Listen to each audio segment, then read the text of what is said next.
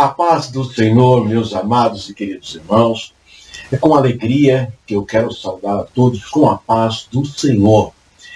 Queridos, estamos aqui gravando uma aula que vai ocorrer amanhã, dia 25 de julho, a nossa quarta lição do trimestre.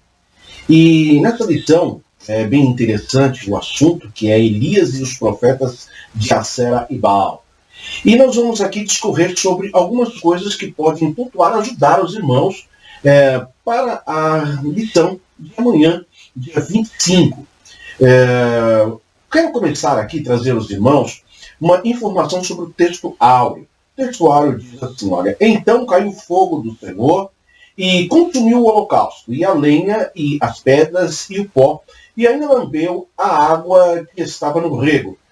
Texto que encontra-se na 1 de Reis, capítulo 18, e versículo de número 38. A verdade prática, o Senhor sustenta com sua forte mão todos os que estão dispostos a proclamar a verdade de que Ele é o único Deus digno de adoração. Sobre essa questão da verdade prática, eu trouxe aqui uma breve reflexão para que possamos juntos meditar. Nós temos, nesse versículo 18, 38, alguns fatores muito interessantes que eu quero compartilhar com os irmãos. É sabido que a tipologia e a simbologia bíblica é conhecida de todos que estudam a teologia. E algo bem interessante encontra-se nesse texto. Por exemplo, 6 elementos se destacam nessa proposta como método de simbologia bíblica. Por exemplo, nós encontramos aqui 6 pontos: o fogo, o holocausto, a lenha, as pedras, o pó e a água. Cada símbolo, cada elemento deste aqui, ele apresenta-nos uma simbologia. Por exemplo, o fogo, divindade; o holocausto, sacrifício; a lenha, a oferta; as pedras, o domínio territorial; pó, a natureza humana; e a água, a vida. Então, se nós pudéssemos aqui, dentro desses elementos, fazer uma parafrase deste versículo de 1 de Reis 18, 38, dentro do contexto ao qual estamos estudando, ele ficaria mais ou menos assim: então a divindade do Senhor consumiu o sacrifício, a oferta, o domínio territorial e a natureza humana, e ainda lambeu, ou seja, sugou para si, a vida que estava no rego. É bem interessante esses fatores porque mostra a presença de Deus ali, naquele processo. Isso é muito interessante. Depois nós vamos dar a sequência na verdade prática, E realmente é isso. O Senhor, ele sustenta com sua forte mão, ainda que Deus não tenha mão, e essa expressão mão, ela significa poder. Deus sustenta, com o seu poder, todos estão dispostos a proclamar a verdade de que Ele é o único Deus digno de adoração. Quando nós vemos lá no texto de Jeremias, enquanto ele fala, e veio sobre mim a mão do Senhor. Esse texto veio sobre mim a mão do Senhor. Ora, lá em João, capítulo 4, versículo 4, Jesus atesta que Deus é Espírito. E Espírito, ele não tem um corpo como nós. Então essa expressão, mão do Senhor, os olhos do Senhor, é um antropomorfismo para que nós possamos entender. E essa expressão, mão, quando falada do Senhor, ela significa o poder do Senhor. Então o texto quer dizer, e o Senhor sustenta com o seu poder todos os que estão dispostos a proclamar a verdade de que Ele é o único Deus digno de adoração. É tão bonito essa expressão, irmãos? E vale a pena nós servirmos um Deus todo-poderoso. Outro detalhe importante é que antes de lermos a lição, e antes de lermos aqui a leitura bíblica em classe, eu gostaria de trazer aos irmãos uma breve apresentação sobre o livro de Reis. Claro, de forma sucinta, para que você possa ter em mãos subsídios para poder entender o decorrer da lição. A primeira característica do livro de Reis é que a tradição hebraica destaca esse livro como sendo uma só obra, incluindo ali o livro de Samuel, de Reis e de Crônicas. Destaca-se basicamente pelo sentido de reis, né? Só como reis, porque nós vamos ver nessas três literaturas, nesses três livros, sempre o embasamento com reis, né? Ora a favor, ora contra, mas sempre reis, né? E especificamente o livro de Samuel e Reis, que na verdade falando Samuel, mas Samuel, né? Samuel e Reis, logo após Ruth. No entanto, Crônicas, somente após, olha só que inacreditável a expressão maior disso. Depois de Obadias, Joel, Jonas, Amós, Miqueias, Oséias, Naum, Isaías, Jeremias, Lamentações, Sofonias, Abacuque, Ezequiel, Daniel, Esther, para poder então chegarmos no livro de Crônicas. Esta é a sequência que os judeus tratam dentro desse livro. Isso por causa dos reis que governaram Israel. Então toda a temática está baseada naquilo que os reis dominavam Israel. E eu trago, inclusive, na composição do estudo, a divisão dessa obra em 2 livros foi introduzida basicamente pelos tradutores da Septuaginta, seguida posteriormente pela Vulgata Latina.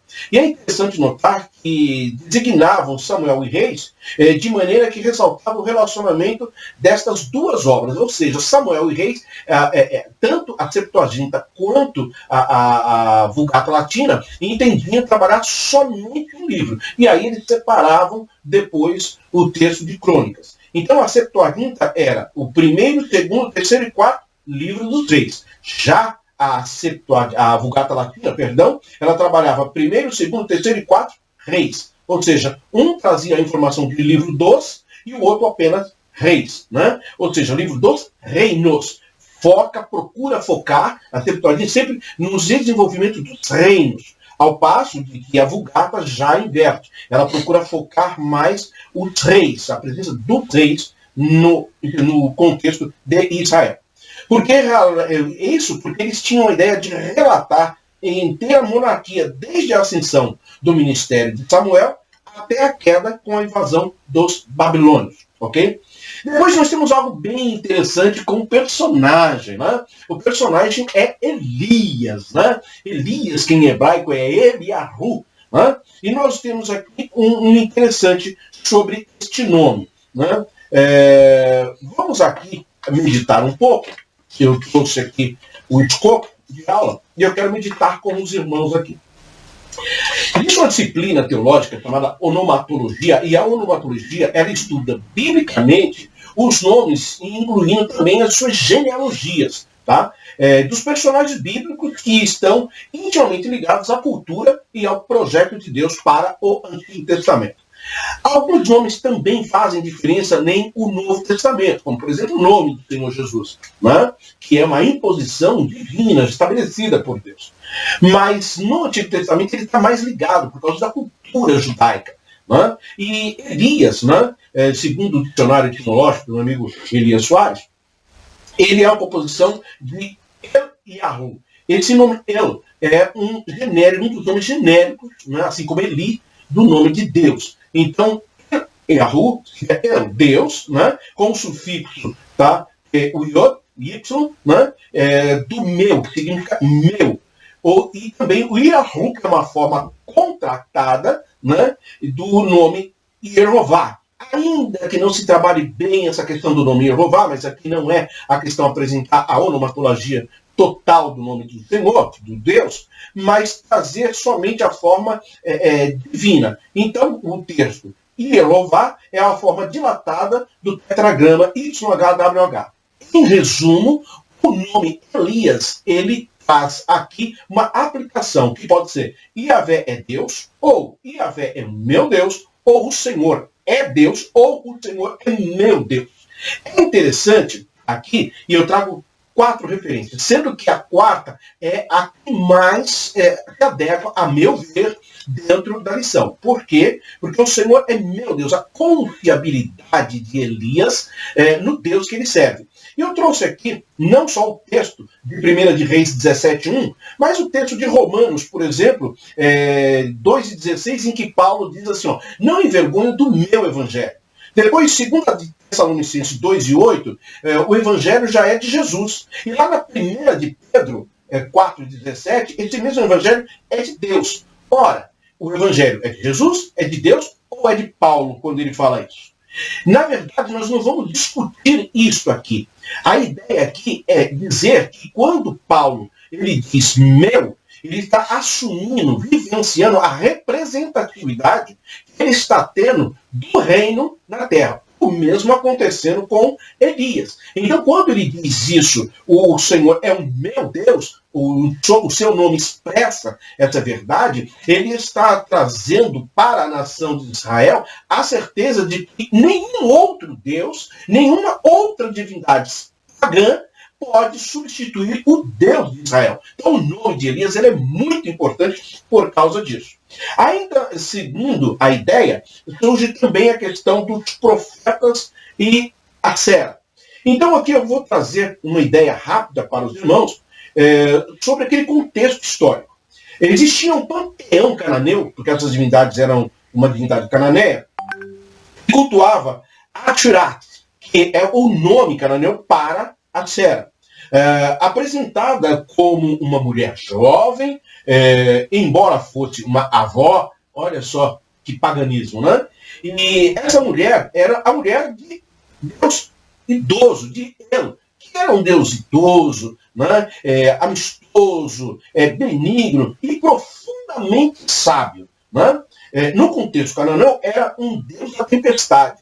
Então, essa ideia de Acera era uma ideia de ser jovem, bonita e tudo, pertencia mais à questão da produtividade, né, da virgindade, da ação de ser cultivadora, prosperadora. Né? Essa que era a ideia de Acera, né? Inclusive com várias imagens, enfim. E Baal era o contrário, era um deus cananeu também, como já dito, e era adorado mesmo da terra prometida. Né? É um Deus muito antigo, um Deus pagão, evidente, né? E continuou causando influência negativa à nação de Israel. Textos antigos comprovam que os homens, né, o Kedeshim e as mulheres Kadeshot, eram consagrados para se entregar à prostituição. Nós vamos encontrar isso lá em Deuteronômio 23, 18, 1 de Reis 14, 23, 2 de Reis 23 e 7, e no templo de Baal. O Deus adorado por Acabe e Jezabel, era oriundo de Tiro, chamado Baal-Melcar. Esta era a adoração que eles prestavam, não só a Baal, como a Acera, né? Que, inclusive, pastor Clayton Palmeirim traz isso na sua obra muito bem exposto. Já em questão do Monte Carmelo, que aí já é o cenário, né? E eu quero pedir permissão para você para tomar um pouquinho de água. Já temos 20 minutos de transmissão? 3. Glórias a Deus. Então vamos lá. O Monte Carmelo, situado entre a planície de Esdraelon e o mar Mediterrâneo. Esdraelon é a forma grega de Jezreel, né? Bem interessante. Em hebraico significa Deus semeia. Ora, isso é bem interessante. Este nome é bem interessante. Em relação, para vocês terem uma ideia, o mar Mediterrâneo, né? Ele é destacado, inclusive, lá em Jeremias 46, 18, com aproximadamente 180 metros de altura, é assim chamado devido ao seu aspecto denso de árvores e outros aspectos interessantes, né, que foi designado como uma cordilheira com mais de 30 metros de extensão, com aproximadamente 572 metros acima do nível do mar. Tá? Devido à sua localização e características únicas, foi o local onde foram construídos, isso na antiguidade, vários santuários de divindades. Portanto, o local apropriado para Elias, né, desafiar Baal, né, o deus cananeu. Fogo. Observe isto tudo depois para que nós possamos ver a narrativa, podemos discorrer sobre isso. O texto sobre o fogo diz o seguinte: Elias pede fogo, porém originário de Deus. E não só isso, do céu. Lá na 1 de Reis 18, 24 e 38, nós vamos ver essa realidade. A sua intimidade com Deus permitia a Elias saber os propósitos primários do fogo em relação a Deus, dos que ele servia. Ótimo. A maioria das pessoas, ela tem como ideia central de que fogo, a primária, a ação primária do fogo é queimar. E eu quero, nessa oportunidade, desmistificar isso, tá? Não é queimar. A primeira qualificação, e eu trago essa apresentação aqui, é que a primeira qualificação do fogo, tá? É tornar-se perceptível. Não é necessário vê-lo para saber que ele está presente no ambiente. Louvado seja Deus. A segunda característica do fogo é iluminar. Não é? Assume o ambiente e depreende luz. A luz, no sentido bíblico, ele significa autoridade. Não é? Auxilia os olhos a visualizar o oculto. Quando Jesus diz assim, vós sois luz do mundo. Você já viu a luz pedir permissão para entrar em algum lugar? É autoridade. Quando você está com a autoridade de Deus, você está a serviço do Senhor e nada pode lhe impedir. A terceira característica do fogo é aquecer. Ele depreende calor. E o que significa isso? O calor atrai para si, o fogo atrai para si tudo o que está ao seu redor. Isso é muito interessante, irmãos. Isso é muito maravilhoso. Porque o fogo divino, daí a graça do Senhor, daí a ação do Espírito Santo para nós pentecostais, isso é maravilhoso. Né? Aquele que não é pentecostal não sabe, né? Não desfruta dessa benesse de pertencer ao fogo do Espírito. Né? Então, essas características é muito interessante. E por fim, somente na quarta opção é que o fogo vai queimar. Mas mesmo quando ele queima, ele precisa estar muito intenso, né? E depreende produtos de combustão, como por exemplo a fumaça. Tá? Pode atingir 3 níveis. Esses 3 níveis têm a ver com o desenvolvimento, né, que nós pentecostais entendemos partir do Espírito. Primeiro, ele pode ser destruidor. E isso é uma forma de juízo contra os ímpios. Segundo, ele é purificador para o chamado. Todos aqueles que são chamados, Deus começa a trabalhar na purificação, tirando as coisas que vieram como arestas. E por fim, o fogo ele é regenerador. Louvado seja o Senhor. Isto é para a salvação. Aquele que não é regenerado pelo Espírito não tem parte com o Senhor. Né? O texto de Hebreus diz seguir a paz e a santificação com todos, sem a qual ninguém verá o Senhor. Esse é um estabelecimento. Então precisamos ser regenerados. Aponta para a nossa salvação. Por fim, o texto aponta também sobre ídolos. A nação de Israel estava mergulhada no mar de idolatria. Existiam vários deuses, mas um só se destacava. Praticavam os rituais dos terafins. Vamos falar um pouco aqui sobre os terafins. O que eram os terafins? Os terafins eram objetos, né, em forma de imagens associados ao lar. Olha que impressionante. Um tipo de deus doméstico. Né? Olha só. Dá para acreditar nisso? E até hoje ainda tem pessoas que praticam isso. Mas enfim. Labão, e lá em Gênesis 31:30, nós vamos encontrar esta realidade. Depois, Deus alertou a Jacó também sobre essa questão. Gênesis 35:3. Né? Na conquista de Canaã, lá em Juízes 17:5 e 18:30, também há uma informação, né, dos terafins que estavam naquela terra. E no reinado, em relação ao reinado de Israel, 2 de Reis 23:24, também fala isso.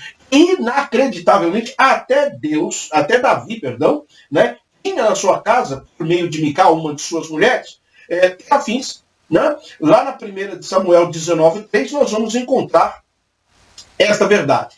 Então, esta aqui é a primeira parte, né, dessa exposição. E nós, a seguir, vamos passar aí para vocês a leitura bíblica em classe. Tá? Nós vamos pausar só um minutinho, tomar uma água e já voltamos.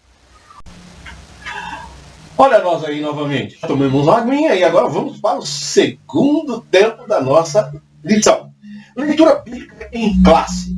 A leitura bíblica em classe, que é sugerido aqui, é lá na 1 de Reis 18, 22 e 24, depois versículo 26, 29, 30, 38 e 39. E por fim, 1 de Reis 19, do versículo 8 ao 14.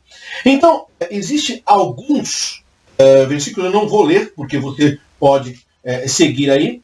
Mas eu quero compartilhar com você alguns versículos que eu destaquei, são 6 versículos aqui, para a leitura bíblica em classe. E eu gostaria que você depois desenvolvesse, meditasse nesse processo, para que isso possa te ajudar aí na sua aula.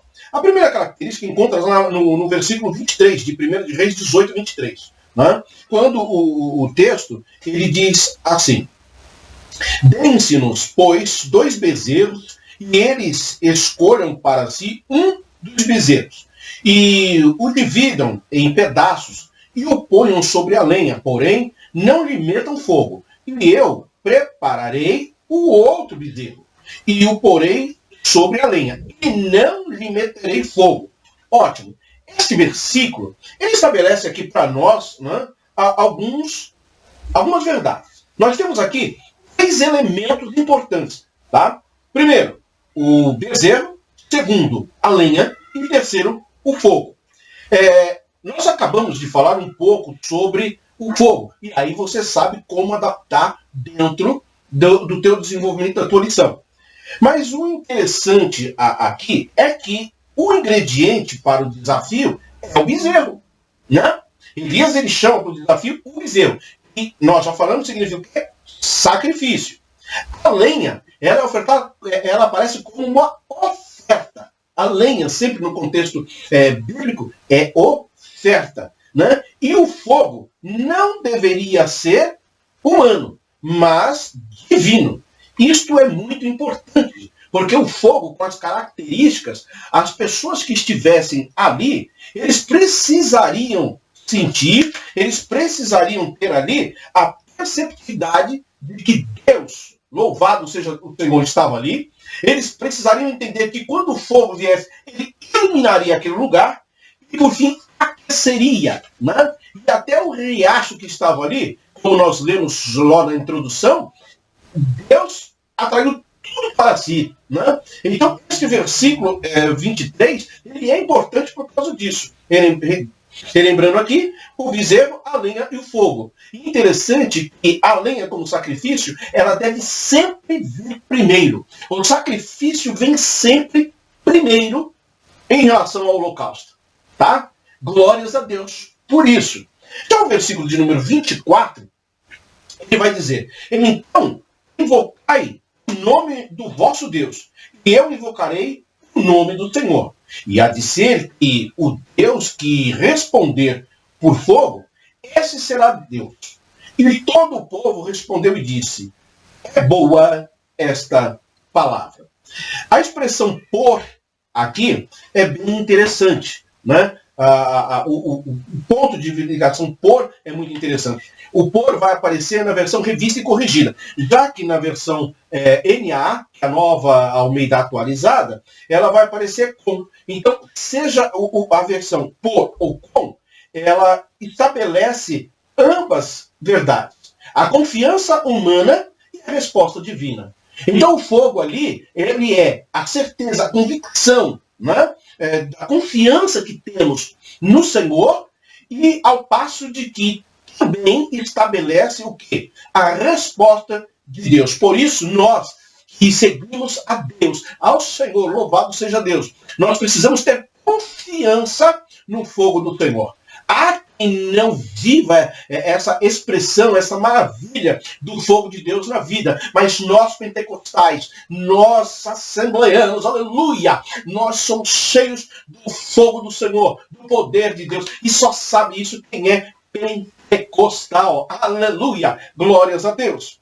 Mais uma vez, nós temos na leitura bíblica em classe o versículo de número 9, que diz assim, deixe-me ver aqui, não, o versículo de 1 Reis de 18, 30, e o versículo 30, ele vai dizer: então Elias disse a todo o povo, chegai-vos a mim, e todo o povo se achegou a ele, e reparou o altar do Senhor, que estava quebrado.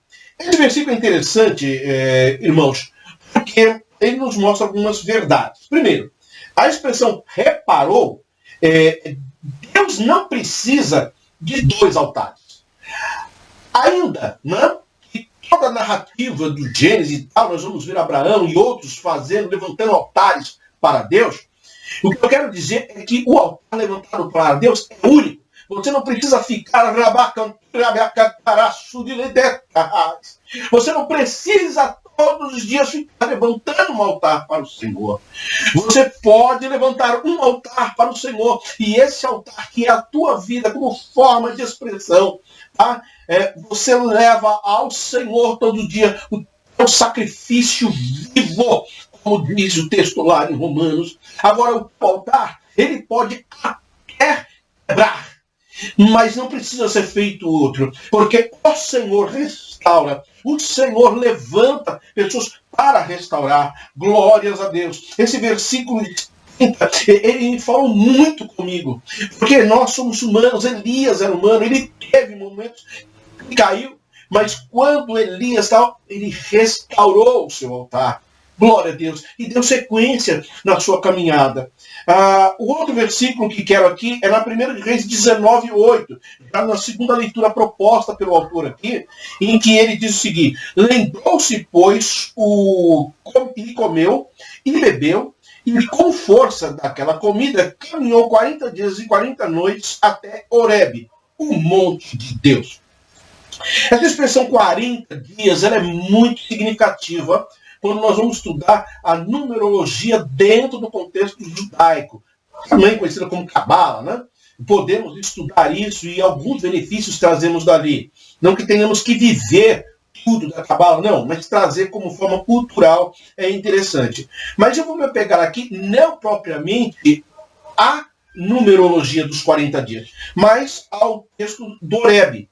Né? Por quê? Porque Horebe, segundo o título, né? O Monte Horebe, ele tem 3 possibilidades de se empregar um nome a isso. Primeiro é o Monte Sinai. Lá em Êxodo 19, 11, 18 e 20, nós vamos encontrar essa verdade, que é o Monte Sinai.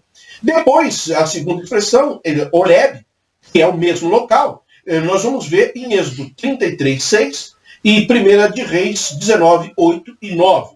E, por fim, o Monte de Deus, lá em Êxodo 3 e 1, depois 24, 13, nós vamos ver essa expressão. Então, para corroborar com o teu estudo, destacar que o Monte Horebe, pouca gente sabe, não é o mesmo que o Monte de Deus ou o Monte Sinai. E isso é interessante, porque o monte ele exercia um fascínio, não sobre o povo judeu. O povo judeu tinha isso. Inclusive, no próprio livro de Reis e tal, que agora me foge, nós vamos encontrar algumas pessoas proclamando, subindo ao monte. Né? Era característica do judeu ir ao monte para orar e tal. Mas, enfim, a expressão maior aqui é mostrar que o Sinai, o Monte de Deus e o Monte Horebe é o mesmo lugar. E depois nós temos aqui o versículo de número 9. Lá na 1 Reis 19, 9, ele diz assim, olha, ali entrou numa caverna e passou ali a noite. E eis que a palavra do Senhor veio a ele e lhe disse: o que fazes aqui, Elias? Eu quero destacar aqui a expressão caverna, para que você veja espiritualmente aquilo que pode corroborar para a tua vida. Existe uma diferença entre caverna e gruta. A caverna, ela sempre exerceu certa influência para o ser humano. E até os nossos dias, descobridores de cavernas incontáveis. E é interessante que a caverna, ela geralmente ela é buscada, ela é atraída, né, na vida daquele que procura a caverna como uma forma de abrigo, como uma forma de proteção. Né? E foi o caso de Elias. Ele precisava de um lugar de refúgio. E ele encontrou uma caverna ali no deserto, ali naquele lugar. Por isso que Deus lhe pergunta, o que fazes aqui, Elias? Essa mesma pergunta do versículo 9 ocorre mais à frente também. Né? A diferença é que a caverna, ela tem pelo menos uma saída. Ela tem várias saídas, mas ao menos uma saída. Então quem entra na caverna sempre tem uma saída. Aleluia. A gruta não. A gruta, ela só tem uma entrada. E essa mesma entrada é o lugar de saída. E o único que não entrou, mas que saiu da gruta, foi o nosso Senhor e Salvador Jesus Cristo. Nós entramos na caverna. Nós muitas vezes vamos para a caverna. Mas o Senhor tem sempre uma saída para a minha e para a tua vida. Esse versículo que diz que ele, após sair do monte de Deus, e lá no Horebe, ele entra na caverna. Deus, mas o que está fazendo aqui? O que você está fazendo aqui? Deus está dizendo para ele, né? Olha, não é porque você está aqui nesse momento, eu estou aqui, eu estou junto com você, né? E isso é muito interessante. Por quê? A resposta de Elias, ele falou assim: estão procurando tirar a minha vida. Eu quero aqui tratar com você também, neste versículo, essa importante frase de Elias, que diz assim: estão procurando tirar a minha vida. Uma coisa é tirar a vida, outra coisa é sucumbir à morte, né? A vida está na mão de Deus, é Ele que deu, ninguém sabe. Muitas pessoas já descobriram, né, aonde termina a vida. Quando o coração bate, quando o cérebro para, ali se dá clinicamente, né, o local quando se termina. Mas quando a vida começa, ninguém nunca descobriu e não vai descobrir, né? Tentam parafrasear, colocar dogmas, enfim, mas não conseguem. E Elias sabia que a sua vida era preciosa, porque Elias, ele tinha um conhecimento, ele servia a nação de Israel. Ele sabia que ali a vida para o judeu está pautada naquilo que nós conhecemos como o Shema de Israel, né? Que está estabelecido lá em Deuteronômio 6 e 4. Né? Ouve, ó Israel, eu sou o único Senhor. Né? Então, a expressão ouve para o judeu é o sentido de vida, porque quem está ouvindo está com vida. Elias, ele estava ouvindo tudo o que estava acontecendo. Como homem, ele sabia das suas deficiências, mas ele estava vivo. Estavam querendo tirar isso de Elias. Ele estava com medo, cansado, estava ali naquele local. Talvez você não saiba, mas é interessante que aonde alguns fatores ali corroboram para essa expressão de Elias. A primeira expressão são os fatores favoráveis e desfavoráveis. Os fatores favoráveis é que ele diz assim: ó, tenho sido muito zeloso, e Deus não sabia? Olha só. E eu fiquei só. Deus também sabia, né? E buscam a minha vida. Deus também o sabia. Mas as posições desfavoráveis é quando ele aponta aquilo que fizeram com a nação de Israel. Aquilo que a nação de Israel também fez. Olha, os filhos de Israel deixaram o teu concerto, o acordo, o pacto, os 10 mandamentos, as ordens, as doutrinas. São que nem Maimônides vai trabalhar isso como os 513 mandamentos. Né? E por fim ele vem derribar os teus altares. É interessante essa expressão, porque não significa vários altares para Deus, né? Mas os altares que foram levantados individualmente foram derribados, acabaram. Né? E por fim, mataram os seus profetas, os verdadeiros homens de Deus. Né? Os homens que serviam a Deus foram mortos. Então, Elias, quando ele está nessa situação, ele escapa por sua vida, porque Jesus também saiu. Lá no Novo Testamento, nós vamos ver o anjo dizendo assim: José, pegue o menino, pegue a mulher e vá para o Egito. E depois esse mesmo anjo aparece, o José diz o seguinte: olha, estratégia. José, pegue a mulher, pegue a criança e volte, porque aqueles que procuravam matá-lo já estão mortos. Aqueles já morreram. Então, esta expressão é maravilhosa, porque ele estava sentindo isso, que estavam querendo tirar a sua vida. A questão aqui não era a morte, mas era a sua vida, a sua comunhão. Ele estava ali, ele tinha enfrentado os profetas de Baal, eles tinham enfrentado Jezabel, e agora ele estava ali desesperado pela sua vida. Né? O temor que nós seres humanos temos. E sobre isso, eu trouxe uma nota bem interessante. Um comentário bíblico cultural, ele vai dizer que do Monte Carmelo até o Monte Horebe, ou Sinai, ou o Monte de Deus, são aproximadamente 320 quilômetros. Uma distância que ele levaria aproximadamente 40 dias para percorrer. Tá? Uma caravana conseguia percorrer essa trajetória em 30 quilômetros por dia. Né? Mas Elias não estava acostumado com isso. Elias ele estava sozinho, o que faria com que isso fosse muito mais extenso. Na condição, considerando o clima da região e tudo, né, 8 quilômetros por dia era algo incomum Elias praticar. Deus tem sempre alguém para nos socorrer no deserto e na caminhada que nós vamos. Deus tem sempre algo para nós. Deus tem sempre algo para socorrer aquele que trabalha para o Senhor.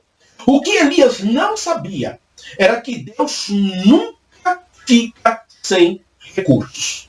Deus sempre tem um recurso para mim e para a tua vida. O que Elias não sabia era que o rei Hazael seria um instrumento de Deus para punir a nação de Israel. Segunda de Reis 10 e 32 nós vamos ver isso.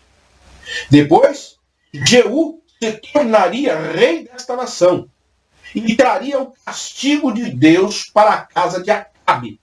O texto total do 2 de Reis, capítulo 10, vai nos mostrar isso.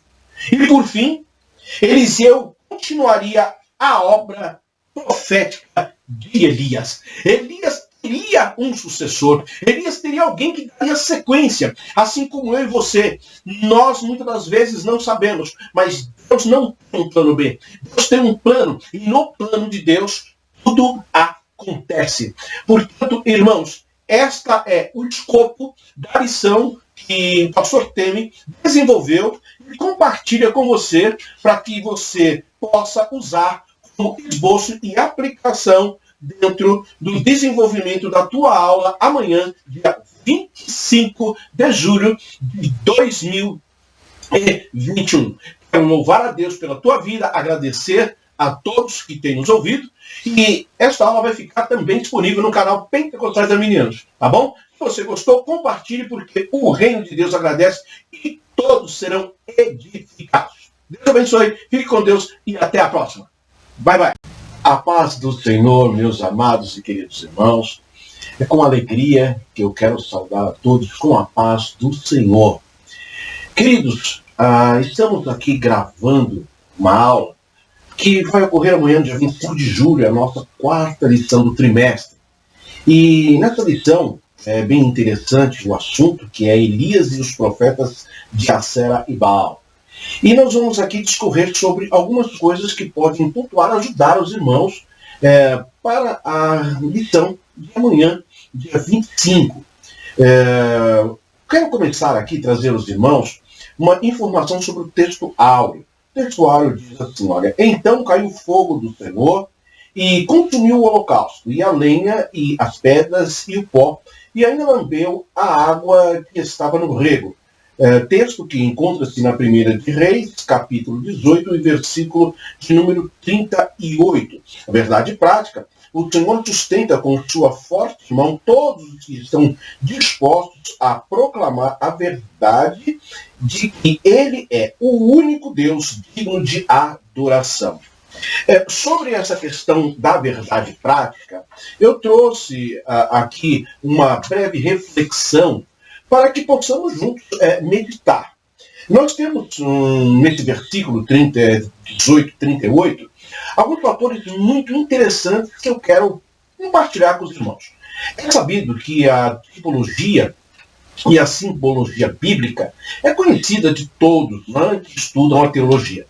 E algo bem interessante encontra-se nesse texto. Por exemplo, 6 elementos se destacam nessa proposta como método de simbologia bíblica. Por exemplo, nós encontramos aqui 6 pontos: o fogo, o holocausto, a lenha, as pedras, o pó e a água.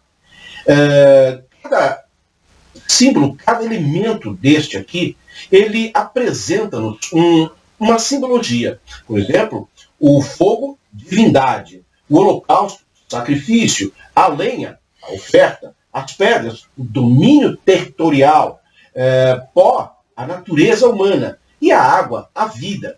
Então, se nós pudéssemos aqui, dentro desses elementos, fazer uma parafrase, né, deste versículo de 1 de Reis 18, 38, dentro do contexto ao qual estamos estudando, ele ficaria mais ou menos assim: Então a divindade do Senhor consumiu o sacrifício, a oferta, o domínio territorial e a natureza humana. E ainda lambeu, ou seja, sugou para si a vida que estava no rego.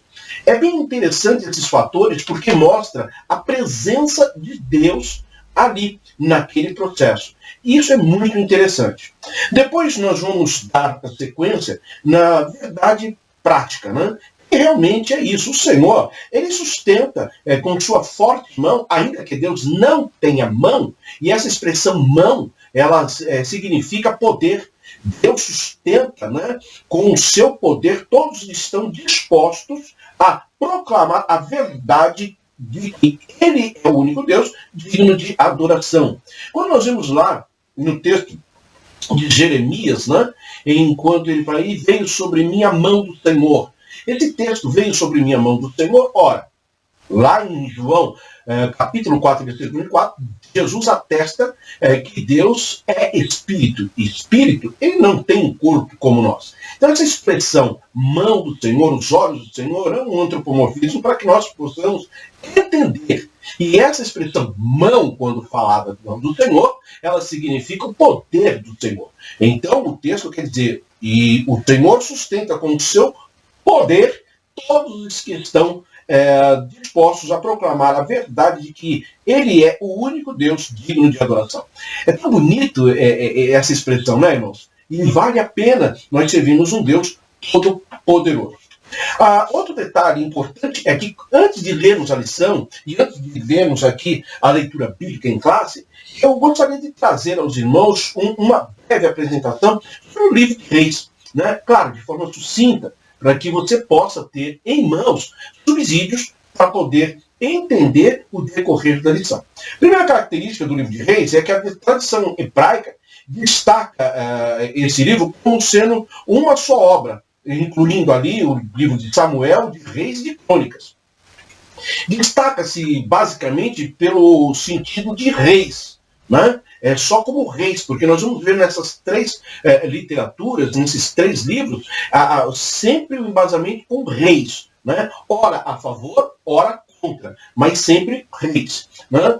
E especificamente o livro de Samuel e Reis, que na verdade falando Samuel, mas Samuel, né? Samuel e Reis, logo após Ruth. No entanto, Crônicas, somente após, olha só que inacreditável a expressão maior disso. Depois de Obadias, Joel, Jonas, Amós, Miqueias, Oséias, Naum, Isaías, Jeremias, Lamentações, Sofonias, Abacuque, Ezequiel, Daniel, Esther, para poder então chegarmos no livro de Crônicas. Esta é a sequência que os judeus tratam dentro desse livro. Isso por causa dos reis que governaram Israel. Então toda a temática está baseada naquilo que os reis dominavam Israel. E eu trago, inclusive, na composição do estudo, a divisão dessa obra em dois livros foi introduzida basicamente pelos tradutores da Septuaginta, né?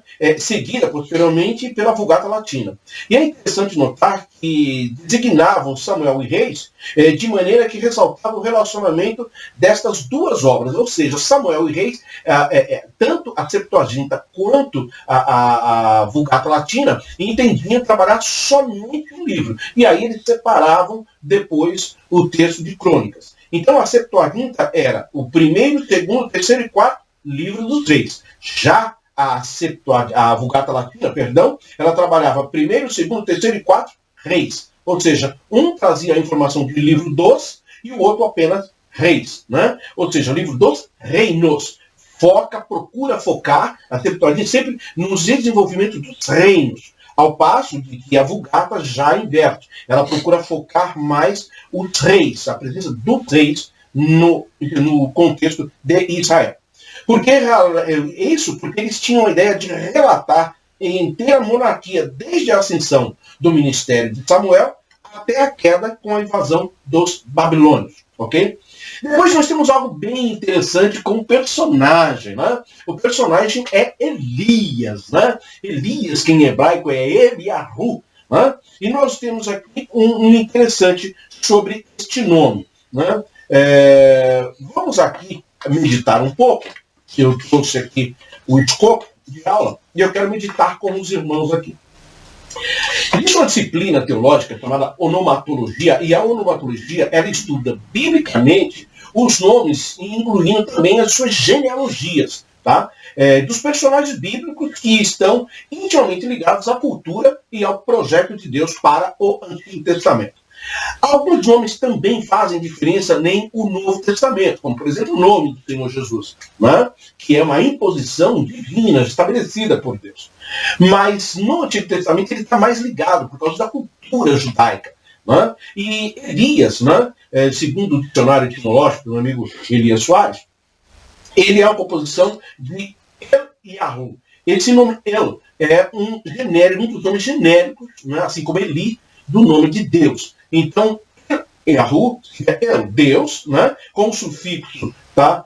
O Yod, Y, né? Do meu, que significa meu. E também o Yahu, que é uma forma contractada, né? Do nome Yehová. Ainda que não se trabalhe bem essa questão do nome Yehová, mas aqui não é a questão apresentar a onomatologia total do nome do Senhor, do Deus, mas trazer somente a forma divina. Então, o texto Yehová é a forma dilatada do tetragrama YHWH. Em resumo, o nome Elias, ele faz aqui uma aplicação que pode ser Iavé é Deus, ou Iavé é meu Deus, ou o Senhor é Deus, ou o Senhor é meu Deus. É interessante aqui, e eu trago 4 referências, sendo que a quarta é a que mais se adequa, a meu ver, dentro da lição. Por quê? Porque o Senhor é meu Deus, a confiabilidade de Elias no Deus que ele serve. E eu trouxe aqui não só o texto de 1 de Reis 17:1, mas o texto de Romanos, por exemplo, 2:16, em que Paulo diz assim, ó, não envergonho do meu evangelho. Depois, 2 de Tessalonicenses 2:8, o evangelho já é de Jesus. E lá na 1 de Pedro 4:17, esse mesmo evangelho é de Deus. Ora, o evangelho é de Jesus, é de Deus ou é de Paulo quando ele fala isso? Na verdade, nós não vamos discutir isso aqui. A ideia aqui é dizer que quando Paulo ele diz meu, ele está assumindo, vivenciando a representatividade que ele está tendo do reino na terra. O mesmo acontecendo com Elias. Então, quando ele diz isso, o Senhor é o meu Deus, o seu nome expressa essa verdade, ele está trazendo para a nação de Israel a certeza de que nenhum outro Deus, nenhuma outra divindade pagã pode substituir o Deus de Israel. Então o nome de Elias ele é muito importante por causa disso. Ainda segundo a ideia, surge também a questão dos profetas e a Sera. Então aqui eu vou trazer uma ideia rápida para os irmãos sobre aquele contexto histórico. Existia um panteão cananeu, porque essas divindades eram uma divindade cananeia, que cultuava Atirat, que é o nome cananeu para a Sera. Apresentada como uma mulher jovem, embora fosse uma avó, olha só que paganismo, né? E essa mulher era a mulher de Deus idoso, de El, que era um Deus idoso, né? Amistoso, benigno e profundamente sábio. Né? No contexto cananeu, era um Deus da tempestade. Então, essa ideia de Acera era uma ideia de ser jovem, bonita e tudo, pertencia a mais a questão da produtividade, né, da virgindade, da ação de ser cultivadora, prosperadora. Né? Essa que era a ideia de Acera, né? Inclusive com várias imagens, enfim. E Baal era o contrário, era um deus cananeu também, como já dito, e era adorado antes mesmo da terra prometida. Né? Era um deus muito antigo, um deus pagão, evidente, né? E continuou causando influência negativa à nação de Israel. Textos antigos comprovam que os homens, né, o Kedeshim e as mulheres Kadeshot, eram consagrados para se entregar à prostituição. Nós vamos encontrar isso lá em Deuteronômio 18, 23, 18, 1 de Reis 14, 23, 2 de Reis 23 e 7, e no templo de Baal.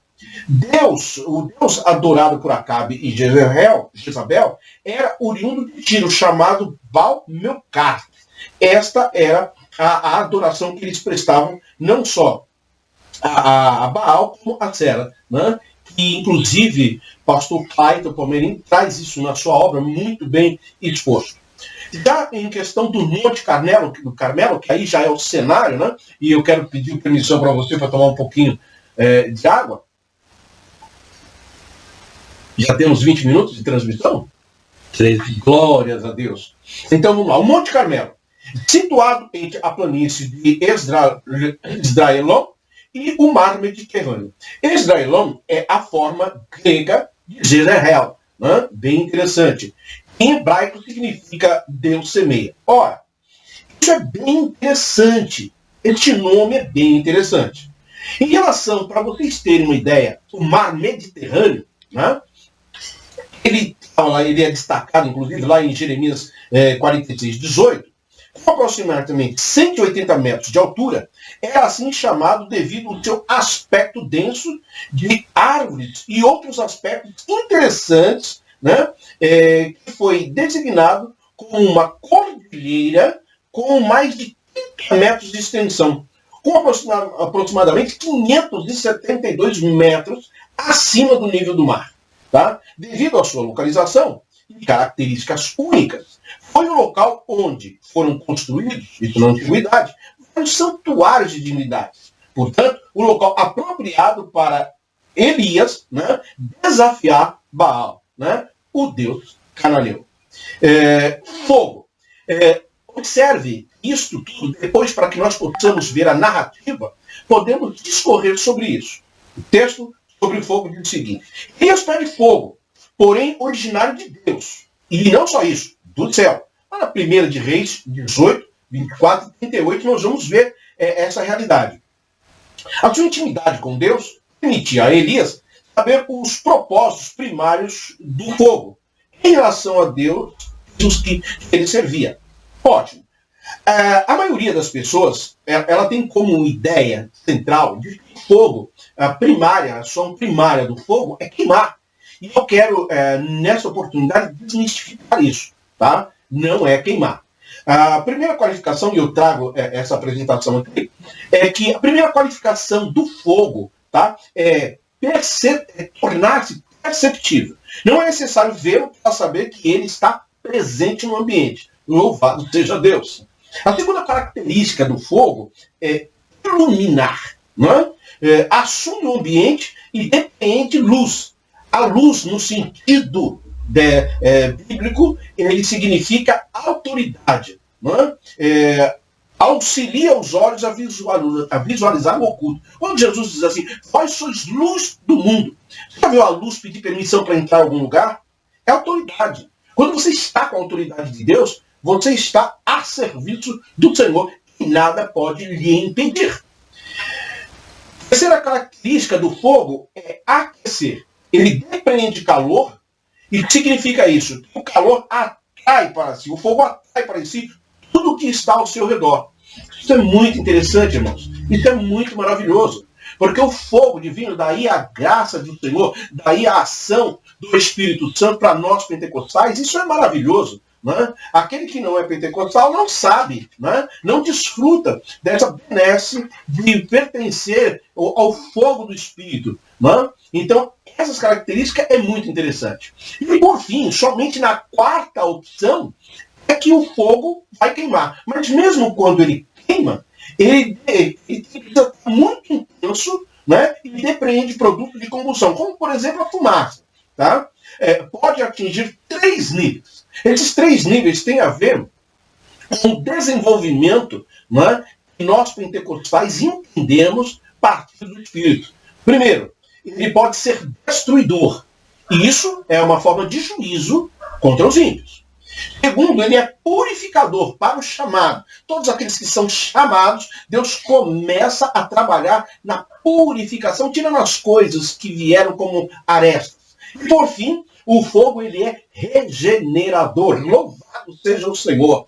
Isto é para a salvação. Aquele que não é regenerado pelo Espírito não tem parte com o Senhor. né? O texto de Hebreus diz seguir a paz e a santificação com todos, sem a qual ninguém verá o Senhor. Esse é um estabelecimento, então precisamos ser regenerados, que aponta para a nossa salvação.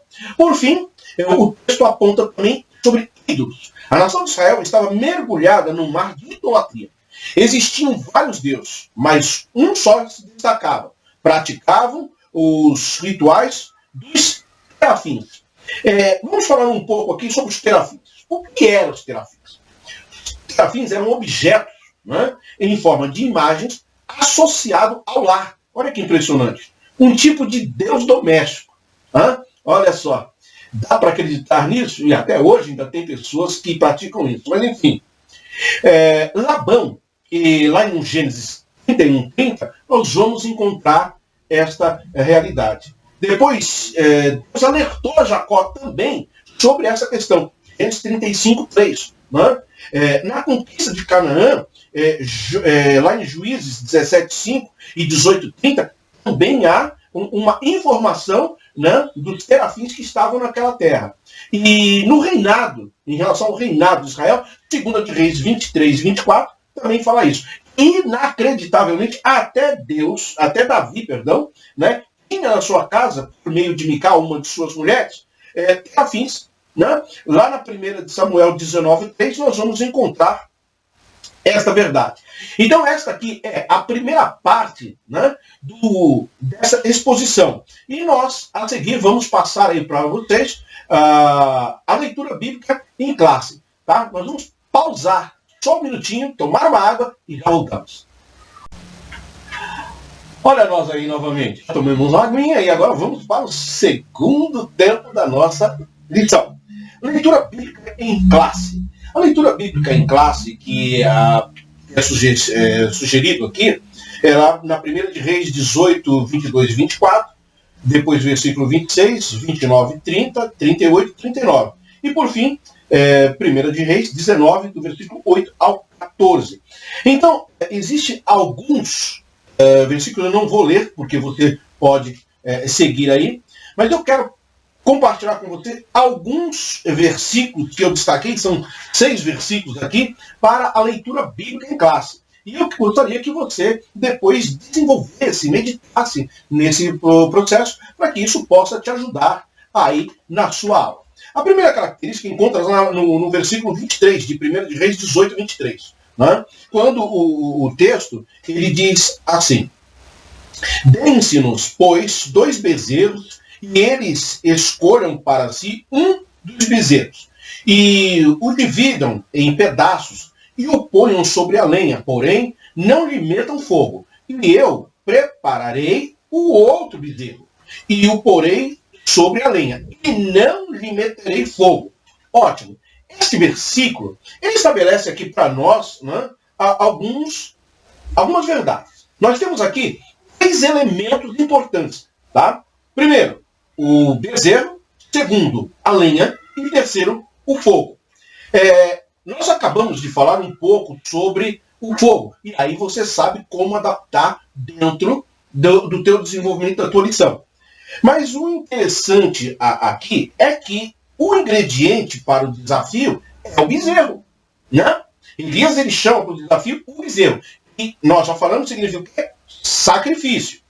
A lenha, ela aparece como uma oferta. A lenha, sempre no contexto bíblico, é oferta. Né? E o fogo não deveria ser humano, mas divino.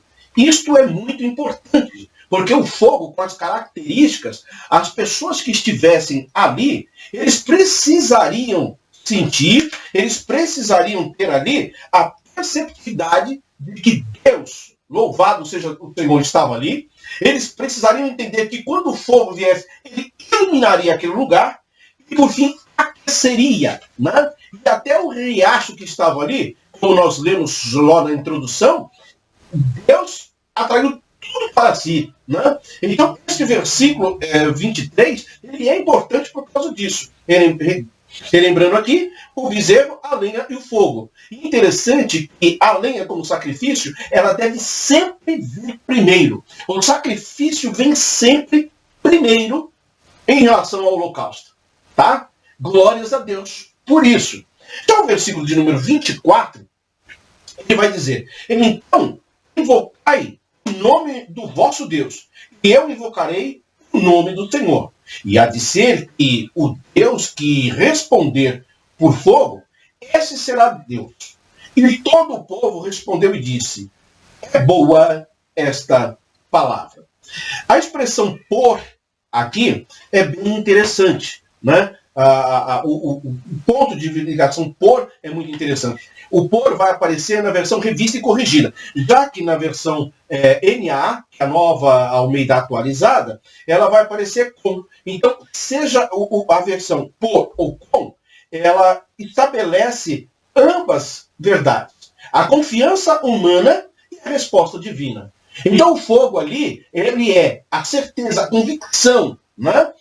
A confiança que temos no Senhor, e ao passo de que também estabelece o quê? A resposta de Deus. Por isso, nós que seguimos a Deus, ao Senhor, louvado seja Deus, nós precisamos ter confiança no fogo do Senhor.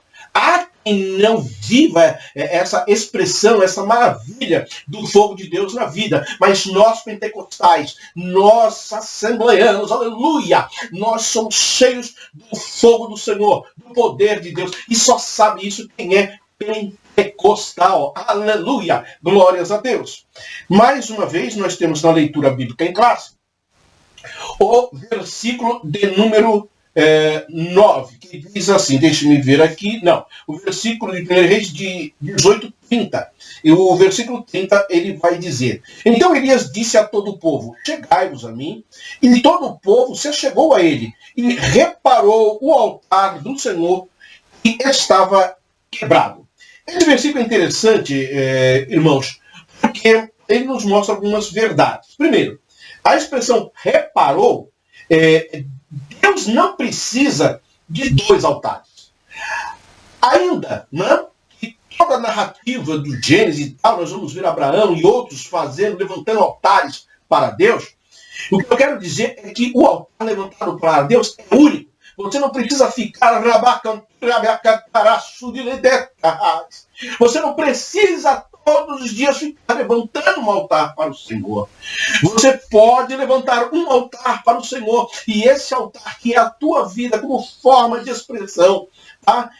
Você leva ao Senhor todo dia o teu sacrifício vivo, como diz o texto lá em Romanos. Agora, o altar, ele pode até quebrar, mas não precisa ser feito outro, porque o Senhor restaura, o Senhor levanta pessoas para restaurar. Glórias a Deus. Esse versículo, ele falou muito comigo, porque nós somos humanos. Elias era humano, ele teve momentos que caiu, mas quando Elias estava, ele restaurou o seu altar.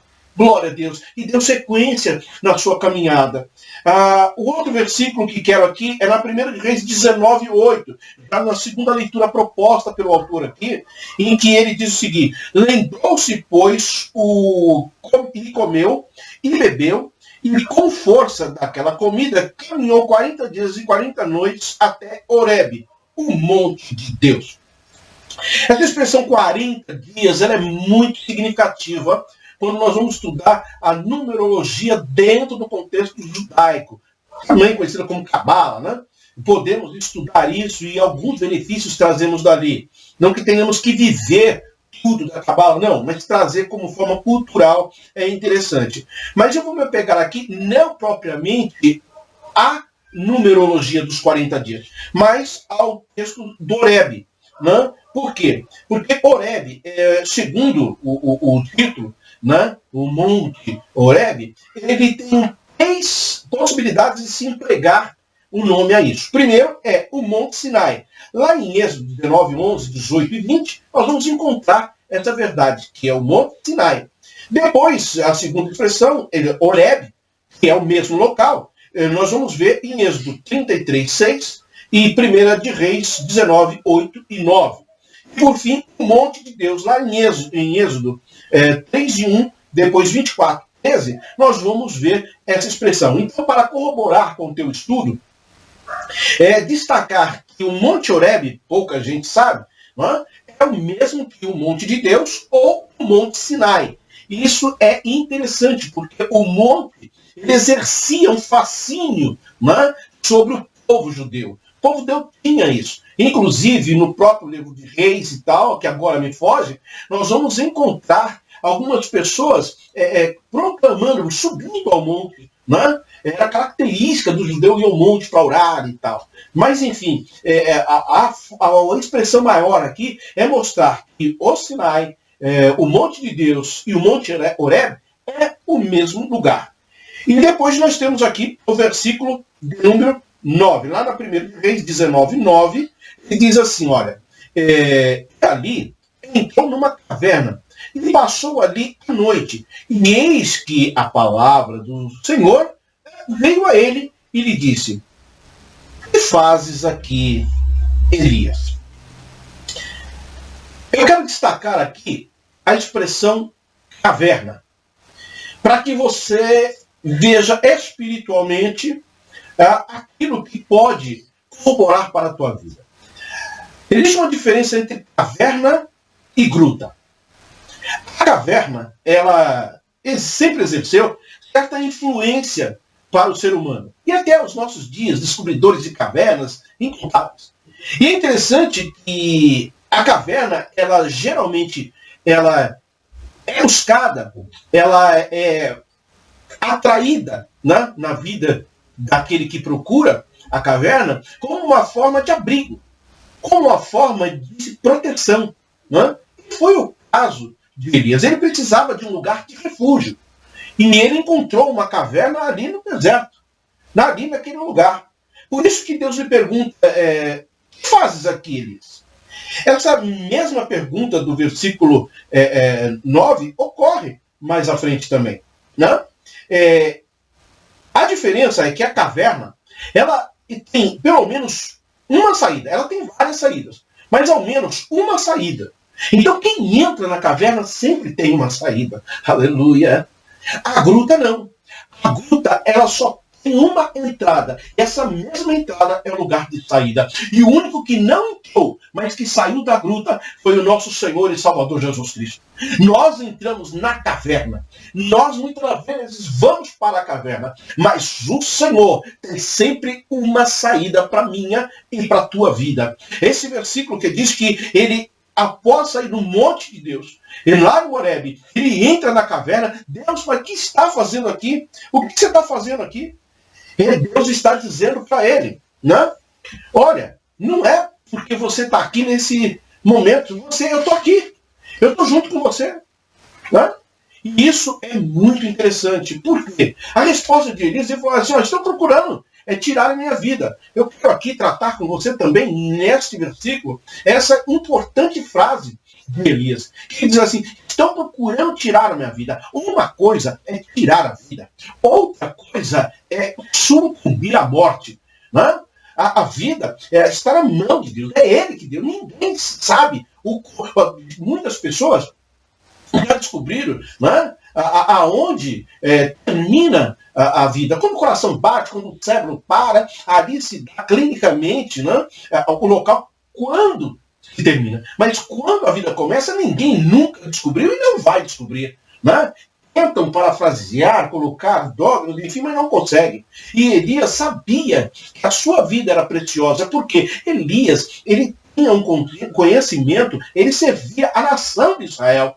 Ele sabia que ali a vida para o judeu está pautada naquilo que nós conhecemos como Shema de Israel, né? Que está estabelecido lá em Deuteronômio 6 e 4. Né? Ouve, ó Israel, eu sou o único Senhor. Né? Então, a expressão ouve para o judeu é o sentido de vida, porque quem está ouvindo está com vida. Elias, ele estava ouvindo tudo o que estava acontecendo. Como homem, ele sabia das suas deficiências, mas ele estava vivo. Estavam querendo tirar isso de Elias. Ele estava com medo, cansado, estava ali naquele local.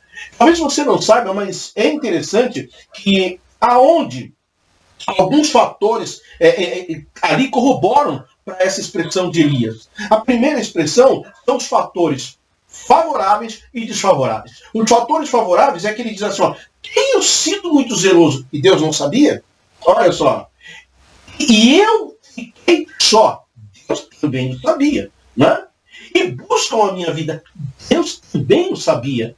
Mas as posições desfavoráveis é quando ele aponta aquilo que fizeram com a nação de Israel. Aquilo que a nação de Israel também fez. Olha, os filhos de Israel deixaram o teu concerto, o acordo, o pacto, os 10 mandamentos, as ordens, as doutrinas. São que nem Maimônides vai trabalhar isso como os 513 mandamentos. Né? E por fim ele vem derribar os teus altares. É interessante essa expressão, porque não significa vários altares para Deus, né? Mas os altares que foram levantados individualmente foram derribados, acabaram. Né? E por fim, mataram os seus profetas, os verdadeiros homens de Deus, né? Os homens que serviam a Deus foram mortos. Então, Elias, quando ele está nessa situação, ele escapa por sua vida, porque Jesus também saiu. Lá no Novo Testamento, nós vamos ver o anjo dizendo assim, José, pegue o menino, pegue a mulher e vá para o Egito. E depois esse mesmo anjo aparece, o José diz o seguinte, olha, estratégia. José, pegue a mulher, pegue a criança e volte, porque aqueles que procuravam matá-lo já estão mortos. Aqueles já morreram. Então, esta expressão é maravilhosa, porque ele estava sentindo isso, que estavam querendo tirar a sua vida.